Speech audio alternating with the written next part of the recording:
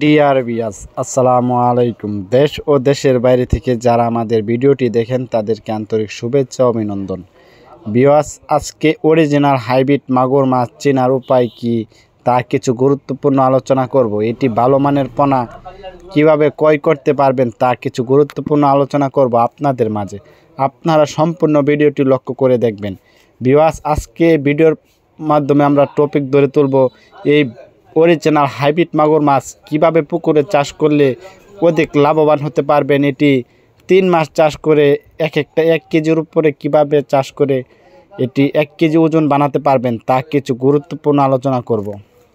Viewers, এটি আপনারা লক্ষ্য করে দেখতে পাচ্ছেন, এটি রাক্ষসী জাতি হাইব্রিড মাগুর মাছের পোনা।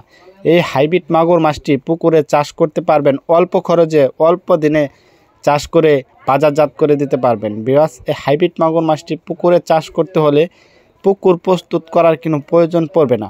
এটি যে কোনো পুকুরে ময়লা আবর্জনা নোংরা পানিতে এই মাছটিকে পুকুর প্রস্তুত ছাড়া এই মাছটিকে ছেড়ে দিবেন।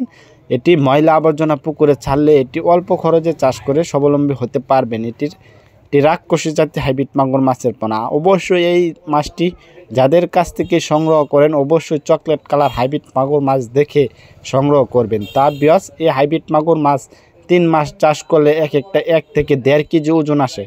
ভিউয়ার্স, এটি অল্প দিনে বাজারজাত করে দিতে পারবেন। 2.5 থেকে 3 মাস চাষ করে এটি বাজারজাত করে দিতে পারবেন। ভিউয়ার্স, যাদের পুকুরে বাংলা কোনো মাছ হচ্ছে না তারা এই হাইব্রিড মাগুর মাছ চাষ করে স্বাবলম্বী হতে পারবেন অল্প দিনে অল্প খরচে। এটির প্রধান খাদ্য হচ্ছে মরা মুরগি, মুরগির লিটার ইত্যাদি পান্তা ভাত। যত ধরনের পচা জাতীয় খাবার আছে হাইব্রিড মাগুর মাছটিকে যত বেশি খাওয়াবেন তত দ্রুত বড় হবে। ভিউয়ার্স, আমাদের ভিডিওটি ভালো লাগলে অবশ্যই চ্যানেলটিকে সাবস্ক্রাইব করে রাখবেন নিত্য নতুন ভিডিও পাওয়ার জন্য। আল্লাহ হাফেজ।